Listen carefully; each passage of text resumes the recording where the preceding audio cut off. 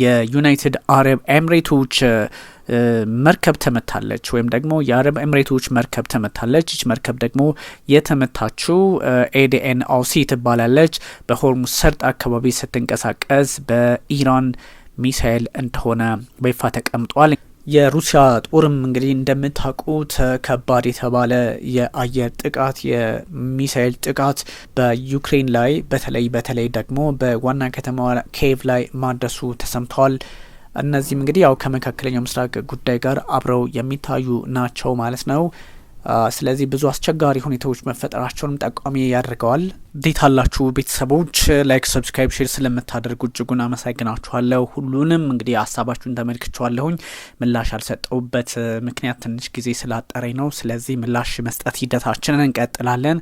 በዋናነት ግን ለምትሰጡት ኮመንት እኔን ያግዛል ያላችሁትን በጣም ጀኒውን ሀሳባችሁን በሙሉ የምወስደውና የምጋራው ነው። በዛ ላይ በኮንተንት ዋይዝም የምትሰጧቸው አስተያየቶች እጅግ ወሳኝ ስለሆኑ ማይ አውዲየንስስ ውድ ተመልካቾቼ እንደዚሁም ታደምጡ ሰዎች ሁላችሁንም እጅጉን አመሰግናችኋለሁኝ።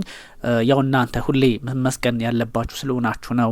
ሙሉ በመመልከት እንደዚሁም ደግሞ ለተለያዩ ሰዎች ሼር በማድረግና ከቻላችሁም ደግሞ የተለያዩ ሰዎችን ሰብስክራይብ በማስደረግ ስክሪንሻትም እዛው ልታስቀምጡልኝ ትችላላችሁ። በተለየ አጋጣሚ ያው እንግዲህ የቻላችሁትን ኦፍ ኮርስ ማድረግ ትችላላችሁ። ግን ይህ ማለት እናንተን በሚያስቸግር ሁኔታ ሳይሆን በምችሉት ሁኔታ ውስጥ ሆናችሁ ሙሉ መስማት፣ ማስታወቂያዎች ሲመጡ ሙሉ ማየት እና መሰል ነገሮችን እንድታደርጉ ከመጠየቅ አንጻር ነው። እናንተ ግን እንደምታደርጉት አውቃለሁ። ውድ ቤተሰቦች ታንኪዩ በጣም ዛሬ የአቡ ዳቢው ናሽናል ኦይል ካምፓኒ ኤዲኤንኦሲ በመባል የሚታወቀው እንግዲህ የሱ ባለቤትነቱ የሱ ነው ማለት ነው። ይቺ እንግዲህ መርከብ አነስ ያለች መርከብ ናት። ጥቃት ደርሶባታል። ጥቃት የደረሰባት ኦፍ ኮርስ በሆርሙዝ ሰርጥ አካባቢ ነው። ዛሬ ነው እንግዲህ ጥቃቱ የደረሰው። የአረብ ኤምሬቶች የተለያዩ መገናኛ ብዙኃን በዛ ልክ እያስነበቡት ይገኛል። ጥቃቱ እንግዲህ ምንም አይነት ጉዳትና ሕይወት የማለፍ ደግሞ አንዳንድ አስቸጋሪ ሁኔታዎች ስለመኖራቸውም በግልጽ አልተቀመጠም። ግን ጥቃቱ ደርሶባታል። ይቺ ብቻ አይደለችም በነገራችን ላይ የተመታችው፣ ሌሎችም መመታታቸውን ቀጥለዋል። ይህ የሆነው እንግዲህ በኢራን አብዮታዊ ዘብ ኃይል አማካኝነት ወይም ደግሞ በአይአርጂሲ አማካኝነት እንደሆነ ነው ይፋ የሆነው። አረብ ኤምሬቶች እንግዲህ በተለያየ አጋጣሚ የተሰነዘረባትን ጥቃት የምትመለከትበት መንገድ የተለያየ ራሷም እርምጃ ልትወስድ እንደምትችል በግልጽ እየተነገረ ይገኛልና ኢራን ላይ የሚሰነዘሩ የትኞቹም ጥቃቶች አሁን ከባድ የሆኑ መምጣታቸውን ወይም ደግሞ ኢራን እሷ ወደ ሌሎች የገልፍ ሀገራት የምሰነዝረው ጥቃት በእሷ ላይ ከፍተኛ የሆነ ወታደራዊ ጫና ሊፈጥርባት እንደሚችልም እየተነገረ ነው። ምክንያቱም ይህን ባደረገች ቁጥር አንዳንድ እርምጃዎች እየከፉ ይሄዳሉ ከሚል ስጋት ፖለቲካዊ ተንታኞች እያስቀመጡ ይገኛል። አረብ ኤምሬቶች የኢራን እንግዲህ የሰነዘሩባትን ጥቃት የዓለም አቀፉን የባህር ሕግም የሚጥስ ነው ወይም ደግሞ የመንግስታቱ ድርጅትን ቻርተር ወይም ህጉ እንግዲህ የወጣውን ህግ ማለት ነው የ1949ን የጄኔቫውን ስምምነት ጭምር የሚጥስ ነው በሚል ሀሳቧን አስቀምጣለች፣ ወቅሳለች። ይሄ ነገር በነገራችን ላይ የተደጋገመ በመምጣቱ በኢራን ላይ አንድ አይነት አቋም የገልፍ ሀገራት እንዳይዙም ስጋት ተፈጥሯል። ኤንዌይ አረብ ኤምሬቶች ጥቃቱን አውግዛለች። ከማውገዝም ባሻገር እጅጉን አውግዛለው። ይሄ የኢራንያን ጸባጫሪነት ወይም ደግሞ የኢራን አግሬሽን ውጤት ነው። እናም ይሄ ደግሞ ኮንሲኩዌንሱ አደገኛ ይሆናል። ምክንያቱም በዛ እየተላለፈች የምትገኘውን ኤዲኤን አውሲ የተሰኘችውን ታንከር ነዳጅ ጫኝ መርከብ መምታት ይሄ በትክክልም የመንግስታቱ ድርጅትን ቻርተር ከመጣሱም በላይ በብዙ ሁኔታዎች አግባብነት የሌለው እንደሆነ ግምት ውስጥ መግባት አለበት የሚል ሀሳብም እንደዚሁ አስቀምጣለች። በመግለጫው እንግዲህ የውጭ ጉዳይ ሚኒስቴር መስሪያ ቤቱ ነው ይፋ ያደረገው የአረብ ኤምሬቶች ወይም የዩኤኢ ማለት ነው። እሱ ያለው ምንድን ነው እንግዲህ ይሄኛው ዓለም አቀፍ ሕግን ወይም ደግሞ ፍላግራንት ቫዮሌሽን ኦፍ ዩኤን ሴኩሪቲ ካውንስል ሪዞሉሽን የመንግስታቱ ድርጅትን የጸጥታው ምክር ቤት ዩኤንኤስሲ የውሳኔ ሀሳብ 2817ን የሚጥስ ነው የሚል ሀሳብም እንደዚሁ መግለጫ ሰጥተዋል ማለት ነው። ይሄ ማለት ምንድነው ትኩረት የሚያደርገው በዓለም አቀፍ ውሃዎች ላይ መተላለፊያዎች ላይ መተላለፍ እንደሚቻል መንቀሳቀስ እንደሚቻል ፍሪደም ኦፍ ናቪጌሽን መመራመር እና የተለያዩ አጋጣሚዎችን ተጠቅመው በራሳቸው መንገድ ንግዳቸውን ማሳለጥ ሀገራት በዓለም አቀፍ የውሃ አካላት ላይ መብቱ አላቸው የሚለውን የጣሰ ነው በሚል ፋይል ለማድረግ ሞክረዋል። ኢራን ግን የሰነዘረችውን ጥቃት በተመለከተ ከኢራን ፖለቲከኞች በኩል የተባለ አንዳች ጉዳይ ባይኖርም ኦብቪየስሊ ግን በተከለከለው የባህር ዳርቻ ወይም በተከለከለው አካባቢ ላይ የሚንቀሳቀስ የትኛውም አይነት መርከብ ይመታል በሚል አቋማቸውን ስላስቀመጡ የኢራን ፖለቲከኞች ከዛ አንጻር ሊወሰድ የሚገባው ነው። የውጭ ጉዳይ ሚኒስቴር መስሪያ ቤቱ እንግዲህ ስትረስ እንዳረገው በጣም በተደጋጋሚ ዓለም ልታውቁ ይገባል ብለው ያስቀመጡት ነገር ቢኖር ምንድነው ስትሬት ኦፍ ሆርሙዝ ወይም ደግሞ የሆርሙዝ ሰርጥ ፕሬዠሩ ከባድ ሆኗል። የኢኮኖሚ ብላክሜልም ተደርጎ የሚወሰድ ነው። በኢኮኖሚ ላይ ጫና እንደመፍጠር ወይም ደግሞ የመንግስታቱ ድርጅት እና የተለያዩ ዓለም አቀፍ ተቋማት በኢነርጂ ሴኩሪቲ ላይ ችግር እየተፈጠረ ጫና መፍጠር አለባቸው በሚል ሀሳብ እንደዚሁ በመስጠት ላይ ይገኛሉ። ኦፍ ኮርስ እንደዚህ አይነት ጉዳዮች ቀላል አይደሉም። እንደነ ካታር ያሉ ሀገራት እንግዲህ ካታር ብቻ አይደለችም፣ ሌላም ሀገር አለች እዛው ነግራችኋለሁ ስለሷም። ካታር በኢራን አማካኝነት የአረብ ኤምሬቶች የነዳጅ ጫኝ መርከብ መመታቷን አውግዛለሁ በሚል በግልጽ አስቀምጣለች። ካታር ይህን አውግዛለች። ከማውገዝም ባሻገር የኢራንያን ወይም የኢራን ሚሳይሎች ታርጌት የሚያደርጉት የኢሚራቲ ታንከሮችን ከመሆኑም ባሻገር በዚህ በአቡ ዳቢ ናሽናል ኦይል ካምፓኒ ተያዘው ሀብት መመታቱ በሆርሙዝ ሰርጥ በኩል ሲያልፍ እንደዚህ አይነት አደጋ ውስጥ እንዲገባ መደረጉ አወግዘዋለሁ በሚል ካታር ዶሃ አቋሟን በይፋ አስቀምጣለች። በመግለጫ ነው። ኦብቪየስሊ የካታር የውጭ ጉዳይ ሚኒስቴር መስሪያ ቤት ጥቃቱን በተለየ መንገድ እንደሚያየው አስቀምጧል። ቅድም እንዳልኳችሁ ማለት ነው አረብ ኤምሬቶች ላይ የተሰነዘረው ጥቃት አግባብነት የሌለው መሆኑን የራሷ የኤምሬቶች የውጭ ጉዳይ ሚኒስቴር መስሪያ ቤት የሰጠው ሀሳብና መግለጫ ነበረ። ልክ በተመሳሳይ ሁኔታ ዓለም አቀፍ የባህር ላይ እንቅስቃሴን የሚገታ የብዙዎችን በፖለቲካም ሆነ በነጻ መንቀሳቀስ መብት የሚቆጣጠር በዓለም አቀፍ ውሃው ላይም ደግሞ ጫና የሚፈጥር ነው በሚል ክሱ በይፋ ሆነዋል። ሚኒስትሩ የትኛውንም አይነት በሆርሙዝ ሰርጥ አካባቢ የሚደረግን እንቅስቃሴ ለመግታት የሚደረገውን ሙከራ ሁሉ ሪጀክት አረጋለው አልቀበለውም በሚል ሀሳብ ነው የተሰጡት። እንግዲህ አሁንም መግለጫው ማስጠንቀቂያ ጭምር ያለው ነው። ሆርሙዝ ሰርጥን መዝጋት አደጋ እንዳለው የካታር የውጭ ጉዳይ ሚኒስቴር መስሪያ ቤት ሀሳቡን አጋርተዋል። እንግዲህ የመንግስታቱ ድርጅትም ደግሞ በዚህ ጉዳይ ላይ አንዳንድ ሀሳቦችን ማለቱም መውጣቱ የማይቀር ነው። እንደምታውቁት ሳውዲ አረቢያ እንግዲህ በቀደም ሲል እንደነገርኳችሁ ካታር በአረብ ኤምሬቶች ላይ የደረሰውን ጥቃት አወግዛለሁ ብላለች። በጥቅሉ እንግዲህ የጂሲሲ አባላት 6ቱ እንዳወገዙት የሚቆጠር ነው። ከካታርም በተጨማሪ ሳውዲ አረቢያ በኢራን በፈጸመችው ጥቃት ላይ አግባብ አይደለም በሚል ከአረብ ኤምሬቶች ጎን በመቆም ጥቃቱን ለመውገዝ ሞክራለችና ሳውዲ አረቢያ እንዲህ አይነቱ ጥቃት ተቀባይነት የለውም የሚል ሀሳብ ነው ያላትና እንደዚህ አይነት ፖለቲካዊ ማንዣበቦች ለኢራን ከበባ ውስጥ የማስገባት ወይም ደግሞ የኢራንን ፖለቲካ ከበባ ውስጥ እንደማስገባት የሚቆጠር ነው። ልክ የግብጽ ፖለቲከኞች ኢትዮጵያ ላይ ስትራቴጂክ ኢንሰርክልመንት ወይም ደግሞ አይሶሌት የማድረግ አካሄድ ውስጥ ናቸው በሚል የተለያዩ ሀሳቦች እንደሚጋሩት ሁሉ በተመሳሳይ የሆነ ይመስላል። ምክንያቱም ከበባ ውስጥ የማስገባት አንዳንድ እንቅስቃሴዎችን መመልከት ስለምንችል ማለት ነው።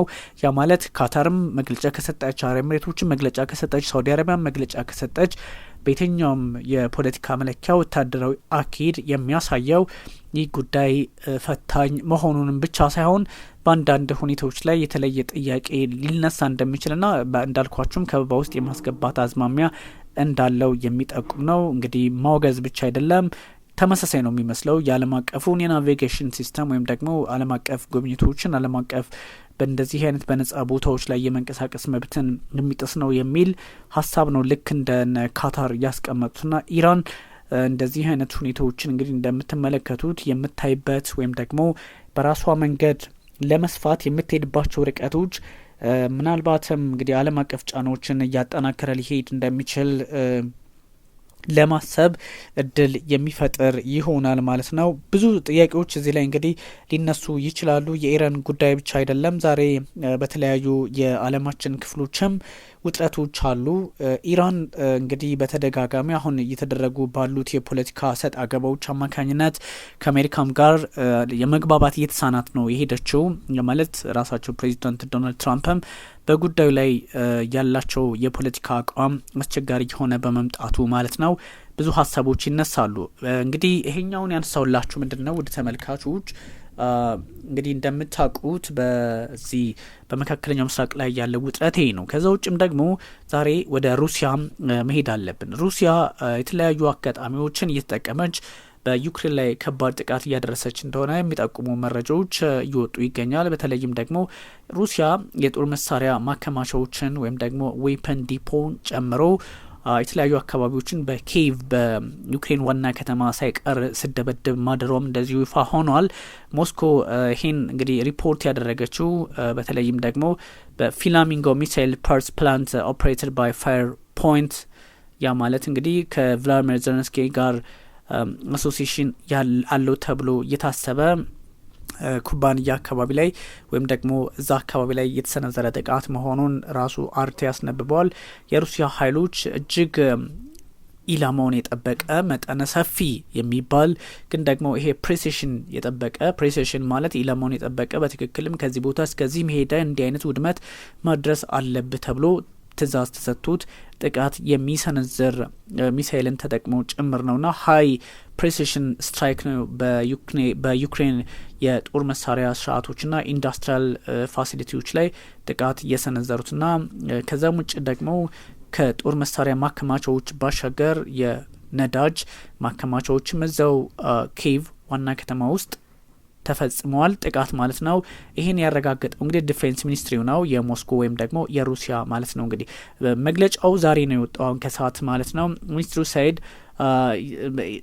በዚህ ጥቃት ላይ ፕሪሲሽኑ እንግዲህ ግራውንድ ቤዝድ ዌፐንስ ነው ከመሬት ተነስቶ ከሆነ ግዛት ከሩሲያ ግዛት ውስጥም ሊሆን ይችላል ከመሬት ተነስቶ ወደ ኪየቭ አቅጣጫ ጥቃት እንዲሰነዝር ተደርጎ ወይም ደግሞ ግራውንድ ቤዝድ የሆኑ የጦር መሳሪያዎችን መጠቀማቸውን ያስቀመጡ ኪየቭ ዋን ኢንዱስትሪያል ፋሲሊቲ የሚባል በጣም ፕሮዲውስ የሚያደርጋቸው የሚያመርታቸው የተለያዩ የጦር መሳሪያ አረጫፎችን እንደዚሁም ደግሞ ከዩክሬን ከመሬት ወይም ከምድር የምታስወነጭፋቸው FP5 ፍላሚንጎ ክሩዝ ሚሳይል የሚባሉትን እንደዚሁም ኬሚካሎቹን ሶሊድ ፊውል ቡስተርስ የመሳሰሉትንና በጣም ወሳኝ የሆኑ የጦር መሳሪያ ማምረቻዎችን ወይም ደግሞ የጦር መሳሪያ ማምረቻ ክንፎች ኮምፖነንቶች ወይም ደግሞ አንዳንድ መገጣጠሚያዎችንም የሚያመርቱበት ትክክለኛው ቦታ ላይ ኢላማ ያደረገ ጥቃት ማድረሷን ነው በይፋ ያስቀመጠችው። ይሄ ብዙ ሰዎችን የማነጋገር ጉዳይም ሆኗል። ጦርነቱ እንዳልቆመ የሚያሳይ እንደቀጠለ የሚያሳይ የጥቃቱ አንደምታም ፈታኝ የሆነ መሄዱን በግልጽ የሚያሳይ ነው ማለት ነው። እንግዲህ ሚኒስትር ኦፍ ዲፌንሱ እንዳስቀመጠው ማለት ነው እንግዲህ ሳይቱ ይሄ ያለበት ሳይት እንግዲህ በፋየር ፖይንት በተባለው ካምፓኒ አማካኝነት ዓለም አቀፍ ኢንተርናሽናሊ በዩክሬን ማለት ከዜሌንስኪ ጋር ግንኙነት አለው በዓለም አቀፍ ደረጃ እንዲህ አይነት ነገሮችን በመስራት ይታወቃል በሚል ትልቅ ስም ያለው ቦታ ላይ ነው የተሰነዘረው ጥቃቱና ከዛ አንጻር የሚታይ ነው። ራሺያ ሚሊተሪ በዚህ ልክ እንደመንቀሳቀሱ መጠን ትንሽ አስቸጋሪ ሁኔታዎችን ሊፈጥር እንደሚችልም በይፋ ተቀምጧል። በኪየቭ 3 የነዳጅ ማከማቻዎችን በተለይም ደግሞ ግራንተር ሚነራል በሚባለው ካምፓኒ አማካኝነት ራን የሚደረገው ጥቃት እንደደረሰበት በይፋ ተቀምጧል። የዩክሬን ሚሊተሪም አምኗል። ፊልድ ትራክስ ነዳጅ ጫኝ መርከቦች የተለያዩ ነዳጅ የጫኑ ተሽከርካሪዎችም ሳይቀሩ በኪየቭ በዋና ከተማ በተለይም ደግሞ በምስራቁ የሀገሪቱ ክፍል ጥቃት መድረሱ በይፋ ተቀምጧል። እንግዲህ በሌላ ጥቃት ደግሞ ሩሲያ የድሮን ጥቃት በሁለት ካርጎ ሺፖች ላይ የእቃ ጫኝ መርከቦች ላይ ጥቃት ማድረሳቸውን ያ ማለት ሲ ሳውዝ በሚባለው ወይም ደግሞ በኦዴሳ በምስራቃዊ ክፍል የሚገኝ ቦታ ላይ ሲ ሳውዝ ይባላል። እዛ ላይ የተሰነዘረ ጥቃት ወይም ደግሞ ሲ ሳውዝ የሚባል አካባቢ አለ። አካባቢ ሳይሆን ቀጠና ወይም ደግሞ ደቡብ ልክ ቀይ ባህር ምናምን ጥቁር ባህር ነጭ ባህር እንደምንለው ሲ ሳውዝ የሚባል አለ። በዛ ላይ የተሰነዘረ ጥቃት እና ደግሞ በምስራቃዊ ኦዴሳ ወሳኝ የሆነ ቦታ ነው በተለይ ቦደቦችም ስላሉበት በዛ ልክ አብሮ የሚታይ ነው። እዛም ላይ ቦታ ጥቃት መድረሱን በይፋ አስቀምጠዋል። እንደዚህ አይነት መረጃዎች እንግዲህ ከሩሲያ መከላከያ ሚኒስቴር በኩል የወጡ ሲሆን ትራንስፖርት እያደረጉ የነበሩ የጦር መሳሪያዎችን ጭነው እየተንቀሳቀሱ የነበሩ እንደዚሁም ደግሞ የተለያዩ ጦር መሳሪያዎችን ለማቅረብ ለዩክሬን ጦር የሚያገለግሉ ወደቦች ጭምር መመታታቸውን ነው ያስቀመጡት። የዩክሬን ኤርፎርስ ደግሞ ቀስ ብሎ አንድ መረጃ አውጥቷል ወይም ደግሞ አምኗል ማለት እንችላለን። የሩሲያ ሚሳይሎች 13 hit by 13 attack drones 12 unspecific ምንድነው ያልተለየ ሎኬሽኖችን መምታቱን እንግዲህ ፌልድ የሆኑ ወይም ደግሞ የወደቁ ሚሳይሎች ጉዳት ማድረሳቸውን በግልጽ ማስቀምጠዋል እና ከቅርብ ጊዜ ወዲህ የሩሲያ ጦር ራፓፕ አድርገዋል። በጣም በተለይም ደግሞ ከዚህ ከሎንግ ሬንጅ የጦር መሳሪያዎች ጋር በተገናኘ ጥቃት የማድረሱ ጉዳይ እጅግ ፈታኝ የሆነ መጥቷል። በዛ ላይ የዩክሬኑ ፕሬዚዳንት ቮሎዲሚር ዜሌንስኪ ጉዳዩን እያወሳሰቡ በመቀጠል የጠነከረ የፖለቲካ አቋም ውስጥ በመግባት አንዳንድ አስቸጋሪ የጦር መሳሪያ ስርዓቶችን ፕሬዚዳንት ቭላዲሚር ፑቲን እየተጠቀሙ አደጋ ሊፈጥሩ ይችላሉ የሚል ሀሳብም ነው ያላቸውና እነዚህ ፈታኝ ጉዳዮች አሁንም ኢት ሪሜንስ እንግዲህ አንሬዞልቭድ እና ትንሽ ሊፈትን ይችላል። በተለይ ደግሞ በዓለማችን ፖለቲካ ላይ እንዲህ አይነት ጉዳዮችን የመመልከት የተለመደ የሆነ መጥቷልና በዚህ ልክ ብቻ የሚታይ አይደለም። ይሄኛው ቀደም ሲል የነገርኳችሁ ከሩሲያ መከላከያ ሚኒስቴር የተገኘው መረጃ ያው ሩሲያን ጥፋተኛ ላለማስመሰል እንደሆነ ይነገራል። በእርግጥ ደግሞ ኪየቭ ላይ በተሰነዘረው ጥቃት የሩሲያ ሚሳይሎች በሰነዘሩት ጥቃት አማካኝነት ቢያንስ 3 ሰዎች ህይወታቸውን አጥተዋል። አንድ ልጅም አለበትና ኦቨርናይት ምሽቱን የሆነ ነው። አርብ ለቅዳሜ ማለት ነው የሞስኮ ሰዓትና ያው የአዲስ አበባ ወይም የኢትዮጵያ ሰዓት እኩል ስለሆነ በነገራችን ላይ የሞስኮ ነው ያልኩት እንጂ የሩሲያ ማለት አይደለም። ሩሲያ 11 ታይም ዞን አሏት። 11 ታይም ዞን እስከ 21ም የሚያደርሷቸው አሉ ኦፍ ኮርስ በተለያየ ስልት ወይም መለኪያ ግን ያም ሆኖ የሩሲያ 11 ታይም ዞን አለው። ሩሲያ ውስጥ እንኳን 11 የተለያየ ሰዓት አለ ማለት ነው አቆጣጠሩ። አዲስ አበባና ኢትዮጵያና ሞስኮ ግን እኩል ሰዓት አቆጣጠር አላቸው። ስለዚህ አዳሩን ያልኳችሁም ከዛ አንጻር ወስጀው ነው። ብዙ ሀሳቦችን ማንሳት ይቻላልና በተለይም ከዚህ አሁን እኔ እንደ ዜና ነው እየነገርኳችሁ ያለሁት። በጣም እንግዲህ ቅዳሜ አዳሩን ወይም ደግሞ አርብ ላይ ቅዳሜ ሚሳይሎች በጣም ምስራቃዊ የኪየቭን ክፍል እጅጉን ከባድ በሆነ መንገድ መጥተዋቸዋል። ዊትነሶች ናቸው እንደዛ ያሉት። እንግዲህ ፓወርፉል የሆነ በጣም እጅግ ከባድ የሆነ ፍንዳታ ተሰምተዋል።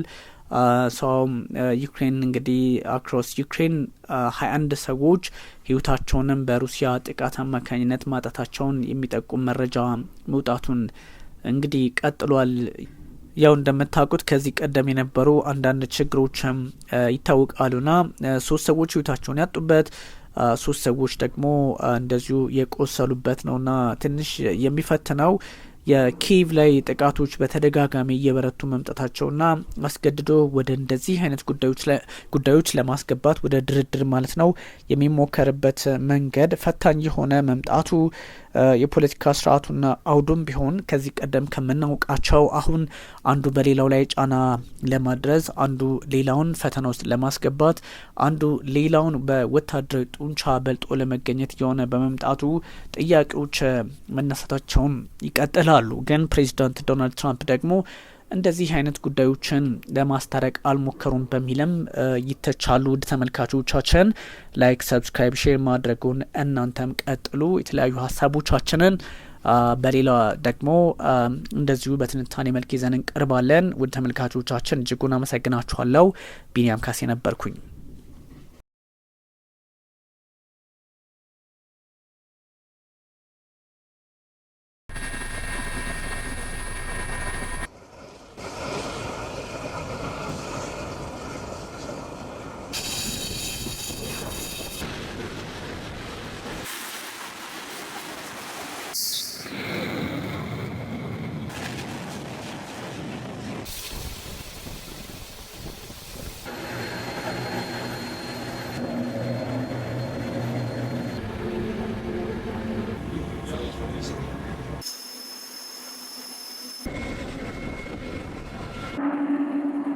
训练中，编队坚持实战实训，立足远海实战要求，设实情、进实景、练实案。我们筹划组织了制空防空、对海打击、支援掩护、远海综合救援、实际使用武器等演练，跨昼夜开展多批次舰机攻防对抗，持续深化主战模块的专攻精炼，有效验证了航母编队远海体系作战运用